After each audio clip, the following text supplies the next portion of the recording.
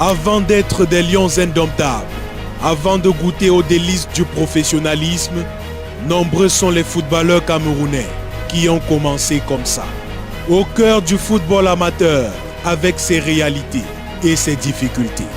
Et dans cet environnement d'incertitude, un brin de soleil.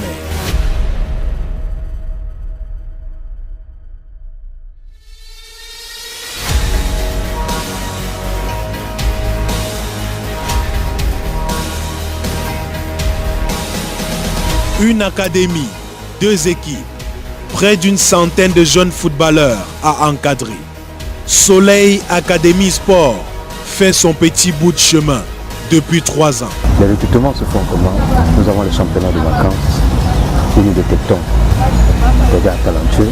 Dans d'autres clubs où nous visons aussi certains joueurs et nous les prenons pour faire partie de notre académie.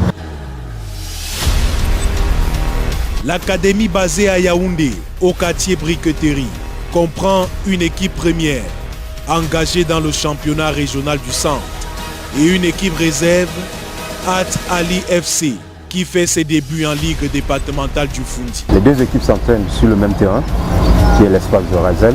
Nous entraînons de 6h à 8h pour libérer les gars qui vaquent à leurs occupations.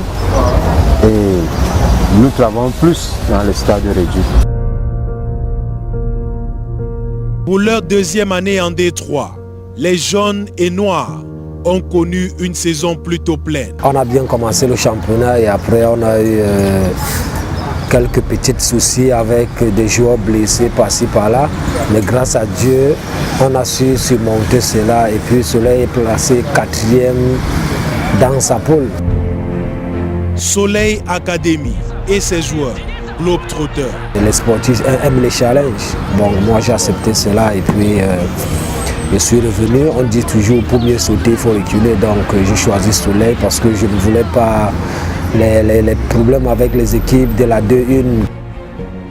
Sama Massoussi a entre autres joué en République centrafricaine, en Tunisie, avant de poser ses valises à Yaoundé. Je suis d'abord l'étranger, donc ça m'a permis de venir me relancer. Mais je ne voulais pas courir de grands corps à cause de beaucoup de choses. Il fallait que je vienne avant de me relancer et le président m'a donné une bonne proposition. Formé au FC Soleil, Michael Chekwa est désormais attaquant du Canon de Yaoundé. Auteur de 10 buts cette saison, il garde le cœur à l'abri. Je ne parlerai pas de Soleil au passé parce que jusqu'à preuve du contraire, Soleil me soutient officieusement. Donc quand j'ai certaines difficultés sur le plan financier, sur le plan de conseil, j'oublie même parfois que je suis joueur de Canon. Parce que tellement j'en reçois du soutien de cette équipe. Au point où je vis Soleil malgré que je suis au Canon de Yaoundé. Allez, allez, allez, allez, allez,